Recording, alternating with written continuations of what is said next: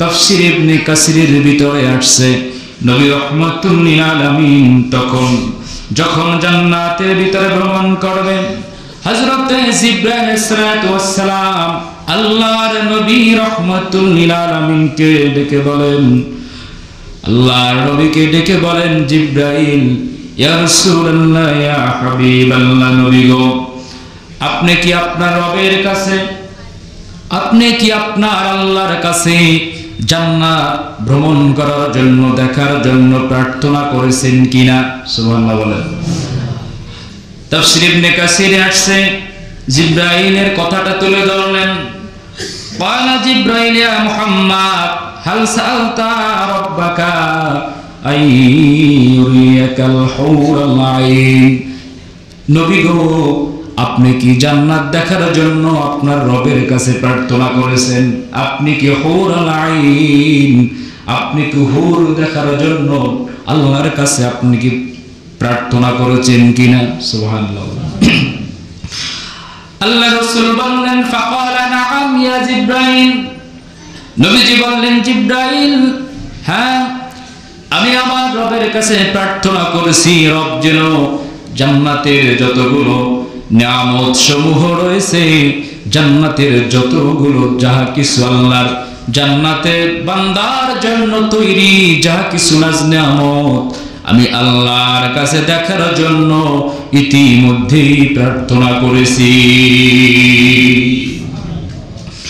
এবার জিবরাইল আলাইহিস সালাতু ওয়াস সালাম বললেন, হুজুর, যেহেতু আপনার রবের কাছে আপনি প্রার্থনা করেছেন, নবী গো, আপনি যেহেতু আপনার রবের অনুমতি নিয়েছেন, জিবরাইল বললেন, ফাকালা ফানতালিক ইলা উলাইকা নাসওয়াতি ফাসাল্লামা আলাইহিন্না, হযরত জিবরাইল বললেন, হুজুর, আসেন জান্নাতের ভিতরে প্রবেশ করি।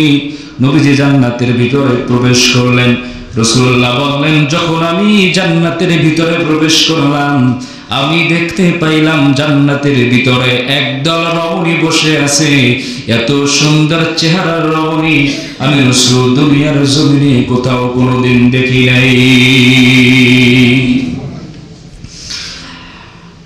আল্লাহর নবী রাহমাতুল লিল আলামিন বললেন, যখন আমি জান্নাতের ভিতরে ঢুকলাম, জিবরাইল সালাতু ওয়াস সালাম আমাকে নিয়ে প্রবেশ করলেন। যখন এই হুরদের দিকে আমি তাকাইলাম, জিবরাইল বললেন, ফাসাল্লাম, হুজুর, আপনাদেরকে সালাম প্রদর্শন করুন, সালাম দেন। আমি সালাম দেওয়ার সাথে সাথে এই হুররা আমি রাসূলুল্লাহর সালামের উত্তর দিল। আমি যখন সালামের উত্তর পাইলাম, আমি তাদেরকে জিজ্ঞেস করলাম, আমি তাদেরকে প্রশ্ন করলাম, এত সুন্দর চেহারার অধিকারী তোমরা জান্নাতের ভিতরে অবস্থান করতেছো, তোমরা জান্নাতের ভিতরে থাকতেছো, আমি রাসূল তোমাদের কাছে জানতে চাই, তোমরা যেভাবে সেজে গুজে বসে আছো, তোমরা কাদের জন্য অপেক্ষা করতেছো জান্নাতের মধ্যে? বলেন না সুবহানাল্লাহ। আল্লাহ নবী রাহমাতুল লিল আলামিন যখন তাদেরকে প্রশ্ন করলেন, তারা রাসূলুল্লাহর প্রশ্নের উত্তর দিলেন। নবী রাহমাতুল লিল আলামিন শুনলেন, নাহনু খায়রাতুন হিসান, আমরা তো ওই সমস্ত সুন্দরী রমণী যাদের ব্যাপারে আপনার কাছে জিবরাইল আয়াত নিয়ে গেছেন, সূরা রহমানের ভিতরে আল্লাহ আমাদের ব্যাপারে ইরশাদ করেছেন, বর্ণনা করেছেন, হুরুল মাকসুরাতু ফিল খিয়াম।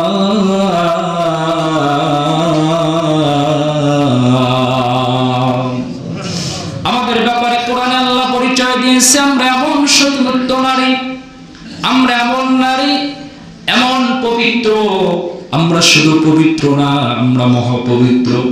আমাদের কোন পুরুষ স্পর্শ করে নাই, শুধু স্পর্শ আমাদের দিকে দৃষ্টি দিয়েও তাকায় নাই, সে সুযোগও পাবে না। আল্লাহ আমাদেরকে এত সুন্দর করে সেভ করে রেখেছেন, আমরা অপেক্ষা করতেছি আপনার সে সমস্ত উম্মতদের জন্য যাদেরকে আল্লাহ রাব্বুল আলামিন মাহশারের কঠিন মুসিবতের দিনে বিচারের কার্য সম্পন্ন করার পরে আপনার শাফায়াতের দ্বারা ধন্য করে জান্নাতে পাঠিয়ে দিবে। আমরা তাদের জন্য অপেক্ষা করতেছি। আমরা হলাম ওই সমস্ত পবিত্র বাণী। রাসূল বললেন, যখন হাদিসটা রাসূল দুনিয়ায় এসে বললেন, সাহাবীদেরকে বললেন, সাহাবীরা শুনে নাও, আমি তোমাদেরকে আর একটু বলি, ও সমস্ত নারীরা এত সুন্দর, যদি দুনিয়ার জমিনে তারা কোনোদিন একটু থুথু নিক্ষেপ করত, কিয়ামত পর্যন্ত তাম পৃথিবী থেকে নিষ্কাম্বরের ঘ্রাণ বাইরে হতে থাকতো। তারা কোনোদিন অপবিত্র হয় না।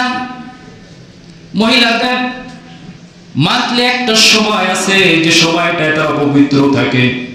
রাসূল বলেন, তারা কোনদিন কোন সময় কোন মুহূর্তে এক সেকেন্ডের জন্য অপবিত্র হবে না। সুবহানাল্লাহ বলেন।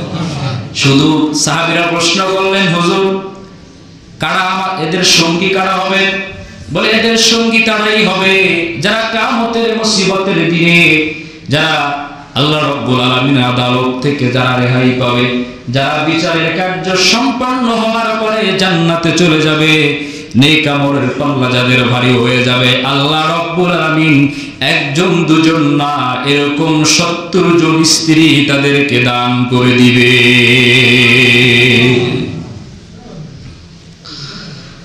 নবী বলেন, সাহাবীরা আমার শুনে নাও, আমি ঘুরতেছি জান্নাতের মধ্যে, হঠাৎ করে এত সুন্দর একটা ইমারত দেখলাম, বিল্ডিং দেখলাম, এত সুন্দর একটা ভবন দেখলাম, রাজপ্রাসাদ দেখলাম। দুনিয়ায় বহু বিল্ডিং, বহু ইমারত, ভবন দেখেছি, কিন্তু এত সুন্দর ইমারত আমি দেখি নাই। এটা আমাকে অনেক বিস্ময় করেছে। আমি অবাক দৃষ্টিতে তাকিয়ে রইলাম। আমি দেখলাম ওই বিল্ডিং এর সামনে ও বিশাল রয়্যাল প্যালেস, বিশাল বিল্ডিং ইমারত, এটার সামনে একজন হুর বসে আছে, যার পায়ের ভিতরে নূপুর পরা। আমি জিজ্ঞেস করলাম, প্রশ্ন করলাম, রে মহিলা, কার জন্য তুমি এখানে অপেক্ষমান? আবার দেখতেছি গেটের সামনে বসে আছো, ভিতরে এত সুন্দর বড় বিল্ডিং, এই বিল্ডিং এর মালিক কে তুমি নাকি? বলে, হুজুর এই বিল্ডিং এর মালিক আমি না, আমি তো অপেক্ষা করতেছি আখিরি জামানার উম্মতের মধ্যে, আপনার সাহাবীদের মধ্যে একজন সাহাবী আছে যার নাম হলো হযরত ওমর ইবনে খাত্তাব। আমি ওমর ইবনে খাত্তাবের জন্য অপেক্ষায় আছি। নবী জিজ্ঞেস করলেন, কতদিন ধরে অপেক্ষায় আছো? 2 দিন, 4 দিন, 5 দিন না 6 দিন? 1 বছর সাজা হয়ে যায়, মামলায় অ্যারেস্ট হয়ে যায়, বের হয়ে দেখে স্ত্রী আর একজনের ঘরে চলে গেছে। আছে না নাই? কথা কম। দুনিয়ায় কেউ কারো জন্য আপন না। যতদিন বাহুতে শক্তিতে সিনায় জোর আছে, শক্তি আছে, সব আপনার চারপাশে পাইবেন। একটু পরে থাকেন, গোশতের টুকরার মতো প্যারালাইজড অবস্থায় পড়ে থাকে, নিজের সন্তানও আপনার মুখে এক লোকমা খাবার তুলে দিবে না, তার সময়ও নাই, আপনার দিকে তাকাবে না, মশা মাছি পর্যন্ত তাড়ানোর ক্ষমতাও আপনার থাকবে না। রাসূল বলে, আমি জিজ্ঞেস করলাম, কতদিন পর্যন্ত এখানে অপেক্ষমান? হুরকে যখন আমি প্রশ্ন করলাম, হুর বলে, হুজুর 1 দিন, 2 দিন, 2, 4, 5, 10 বছর না। আল্লাহ রাব্বুল আলামিন যেদিন থেকে জান্নাত সৃষ্টি করেছে, ওদিন থেকে আল্লাহ এই ইমারতটা বানাইছে, আর আমাকে অনুমতি দিছে, আমাকে আল্লাহ হুকুম দিছে এখানে অপেক্ষা করার জন্য। যেদিন ওমর আসবে, এই গেট থেকে ওমর যেদিন ঢুকবে, শুধু আমি না, আমার থেকে আরো সুদর্শন সুন্দরী মহিষী, আরো বহু রমণী আপনার ওমরের জন্য অপেক্ষা করতেছে। নবীজি আয়েশা বললেন, মদিনায় ওমর যেদিন মেরাজের ঘটনা, নবী এই হাদিসগুলো যখন বললেন, সাইয়েদনা ওমর ইবনে খাত্তাবকে নবী একদিন বললেন, ওমর রে, আমি সব জায়গায় ঘুরেছি, জান্নাত জাহান্নাম, কিন্তু একটা জায়গায় যাই নাই। সুবহানাল্লাহ বলেন। একটা জায়গার ভিতরে আমি প্রবেশ করি নাই। বলে, হুজুর কোন জায়গায়? বলে আমি সুন্দর একটা ইমারত বিল্ডিং দেখতে পাইছি জান্নাতের মধ্যে, এই বিল্ডিং এর মধ্যে আমি তোমার নামটাও দেখতে পাইছি। আমি জিজ্ঞেস করলাম এত সুন্দর ইমারত প্রসাদ কার জন্য? প্রশ্ন করলাম, হুর উত্তর দিল এত সুন্দর হুর তোমার জন্য রাখা হয়েছে, তোমার অপেক্ষা অপেক্ষমান।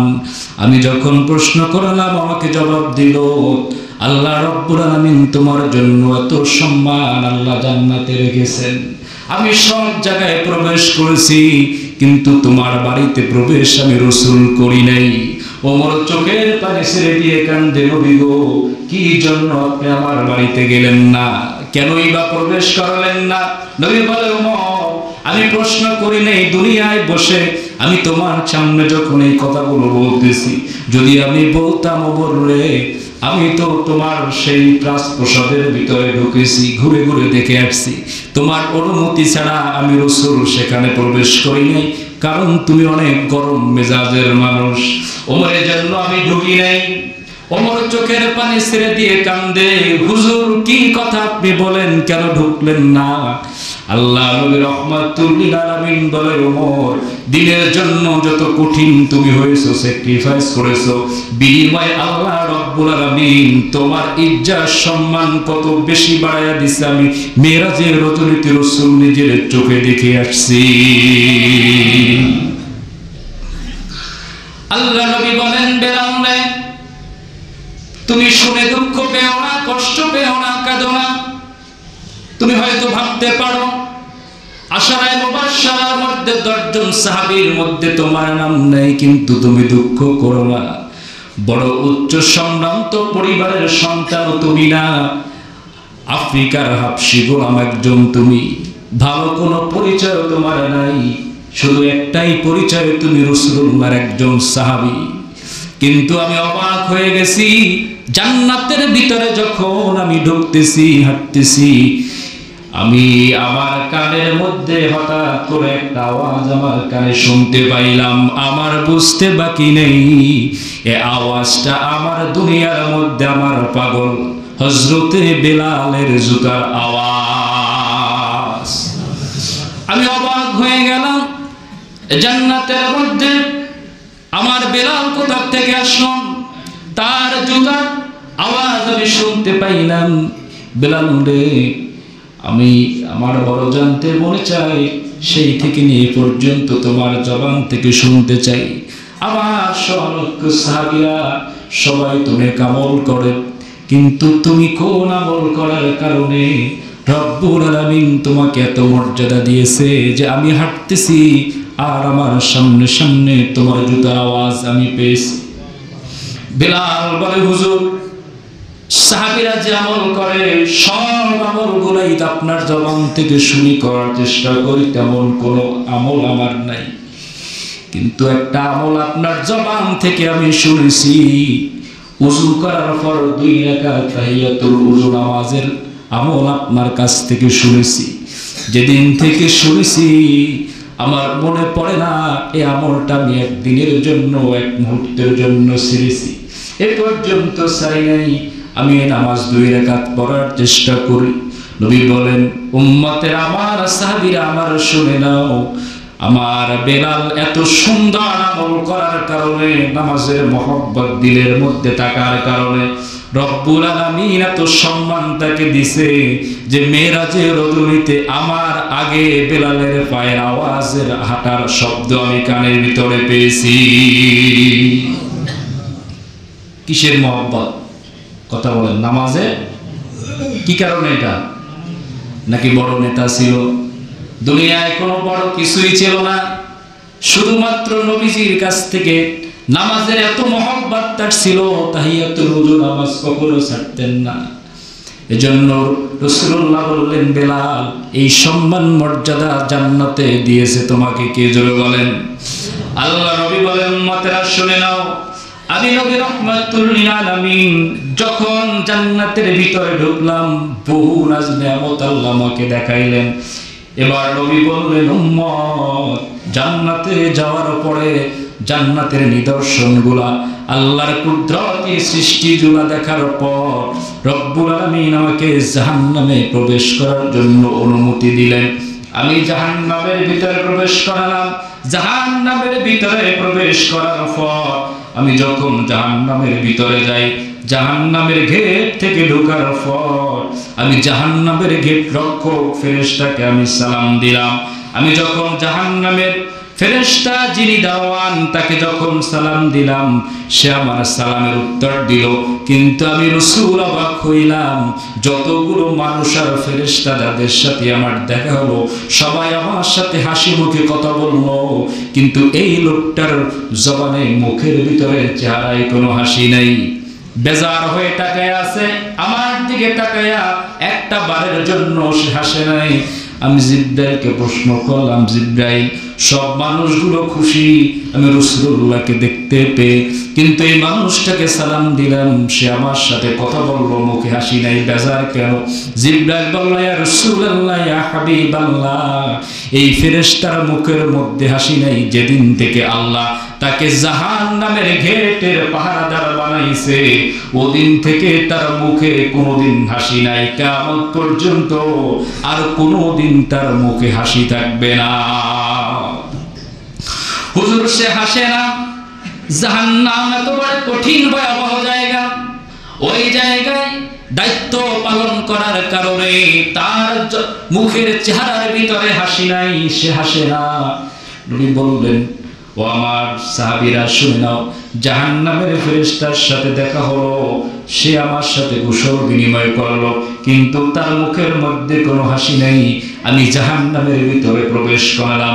জাহান্নামের ভিতরে প্রবেশ করার পরে যখন আমি জাহান্নামে ঢুকলাম, আমাকে জাহান্নামে আমার কিছু উম্মতের ভয়াবহ অবস্থা দেখানো হলো, শাস্তির অবস্থা দেখানো হলো। আমি যখন জাহান্নামে ঢুকলাম, জাহান্নামে ঢুকে যখন হাঁটতেছি, হযরত আনাস ইবনে মালিক রাদিয়াল্লাহু তাআলা থেকে হাদিস বর্ণনা। আনাস ইবনে মালিক রাসূলুল্লাহ থেকে বয়ান করেন, সুনানে আবু দাউদ শরীফের ভিতরে হাদিস আসছে, আল্লাহর নবী বলেন, আনাস ইবনে মালিক রাদিয়াল্লাহু তাআলা قال قال رسول الله صلى الله عليه وسلم لما رضى ربي مررت بقوم لهم أسفر من نحاس। আল্লাহ রাসূল যখন মেরাজের রাজরিকে যখন জাহান্নামের মধ্যে ঢুকে নবীজি হাঁটতেছে, হাঁটতে হাঁটতে হাঁটতে হাঁটতে রাসূলুল্লাহ বলেন, আমি এমন একজন মারারতু বিকওমিন, এমন কিছু লোকদের কাছ থেকে অতিক্রম করলাম যাদের অবস্থা এরকম দেখলাম, লাহুম আসফারু মিন নুহাসিন, ওই লোকগুলা যাদের নখগুলো দেখলাম বড় বড় তামার লোহা দিয়ে নখগুলো তৈরি। কিসের তৈরি? তামা লোহা, এরকম বড় বড় নখ। এই নখগুলা দিয়ে দেখতেছি তারা নিজেদের শরীরের চেহারার চামড়াগুলা, চেহারার গোশতগুলা তারা এভাবে এই নিজেদের নখ দিয়ে তারা আশ্রাইতেছে, আশ্রাইতে এই চেহারার গোশতগুলা হাড্ডি থেকে আলাদা করতেছে। আমি রাসূল তাদের দিকে তাকাইলাম, আমি জিব্রাইলকে জিজ্ঞাসা করলাম, ও জিব্রাইল, এই লোকগুলো কারা? জিব্রাইলকে প্রশ্ন করলাম, মান হাউলাই ইয়া জিব্রাইল, এই লোকগুলো কারা? এই লোকদের সম্পর্কে তুমি আমাকে কিছু তথ্য দাও। আল্লাহ নবী বললেন, যখন আমি বললাম তখন জিব্রাইল আমাকে বললেন, উত্তর দিলেন, ক্বালা হাউলা ইল্লাযীনা ইয়াকুলুনা হারামান নাস। ও নবী রাহমাতুল লিল আলামিন, এই মানুষগুলো তো ওই সমস্ত মানুষ, ওই সমস্ত লোক, এই লোকগুলো তো সমস্ত মানুষ যারা দুনিয়ায় বসে অপরের পরনিন্দা করেছে, গীবত করেছে, অপরের দোষ সমালোচনা করেছে। আছে না নাই? আরো জোরে বলেন, আছে না নাই? এই অভ্যাসের মানুষ সমাজে কম না বেশি? আল্লাহ নবী রাহমাতুল লিল আলামিন বললেন, উম্মতের আমার শুনে নাও। নবী বললেন, উম্মত, যখন আমি জিব্রাইলকে প্রশ্ন করলাম, জিব্রাইল বললেন, হুজুর, আল্লাযীনা ইয়াকুলুনা লুহুমান নাস, এই মানুষগুলো হলো ওই মানুষ যারা আপনার উম্মতের মধ্যে যারা মানুষের দোষ ত্রুটি সমালোচনা করত, পিছনে গীবাত করত, পরনিন্দা করত, এদের শাস্তি আল্লাহ রাব্বুল আলামিন এত ভয়াবহ করে রেখেছেন। নবী বললেন চাঁদের 24 ঘন্টা নিজেদের শরীরের গোশতদের আশ্রাইতেছে, এরকম শরীর থেকে রক্ত পড়তেছে আর চিৎকার করে করে তারা কান্না করতে থাকবে। এই অবস্থা চলতে থাকবে, মারাও যাবে না, আর কোনোদিন তাদের মৃত্যু হবে না। জোরে কান্না নাউযুবিল্লাহ। এরপরে নবী বললেন উম্মত আমি আবার হাঁটতেছি, পথ অতিক্রম করতেছি, পথ অতিক্রম করতে করতে আতাইতু লাইলাতা ওয়াসিয়াবি আলা কওমিন বুতুরুহুম কালবাইতু ফিহাল হাইয়াতুত তুরা। আমি যখন হাঁটতে হাঁটতে দেখলাম একদল মানুষ আমার উম্মতের মধ্যে থেকে। এই মানুষগুলো এত বড়, তাদের পেট এত বড় আকৃতি, এত বড় পেট, এক একটা বড় বড় বাড়ির মতো। এই পেটের ভিতরে দেখি হাজার হাজার অজগর সাপ, বিষধর সাপে ভরা, পেটের মধ্যে সাপ আর সাপ। আমি জিজ্ঞেস করলাম মান হাউলা ইয়া জিব্রাইল, জিব্রাইল রে এই মানুষগুলো কারা একটু বলো। জিব্রাইল বলল হুজুর এই মানুষগুলো অন্য কেউ না, আপনার উম্মতের মধ্যে থেকে এই মানুষগুলোর পরিচয় হইল আকালাতুর রিবা, দুনিয়ায় বসে যারা সুদ লেনদেন কারবারের সাথে জড়িত। দুনিয়ায় বসে যারা সুদি কারবার করত, সুদি কারবারের সাথে যাদের সম্পর্ক ছিল, এই মানুষগুলোর অবস্থা হুজুর দেখেন। কয়েকটা ধাপে রাসূল শাস্তি বর্ণনা করলেন। এই সাপগুলো তাদেরকে আঘাত করতেছে, পুরো শরীর বিষে বিষাক্ত, চেহারা নীল বর্ণের হয়ে যাবে। রাসূল বললেন উম্মত এরকম শাস্তি চলতেই থাকবে, তোমাদের কোনোদিন কোনো সময় ওই শাস্তি যার হবে অবস্থায় থাকবে, তার মৃত্যু হবে না, মরণ আল্লাহ দিবে না। নবী বললেন উম্মত আমি যখন এই শাস্তি দেখলাম, এই শাস্তি দেখার পর আমি আবার আমার পথ অতিক্রম করতে থাকলাম। পথ অতিক্রম করতে করতে আমি রাসূল এমন একটা জায়গা দিয়ে অতিক্রম করলাম, মারাতু লাইলাতা উসরিয়া বিআলা কওমিন তুকরাবু শিফাহুহুম বিমাকারিদা মিন নার। আমি পথ অতিক্রম করতে করতে কিছু লোকদেরকে দেখলাম যে মানুষগুলার জিহ্বাটা কেসি দিয়া কাটতেছে। কি দিয়া?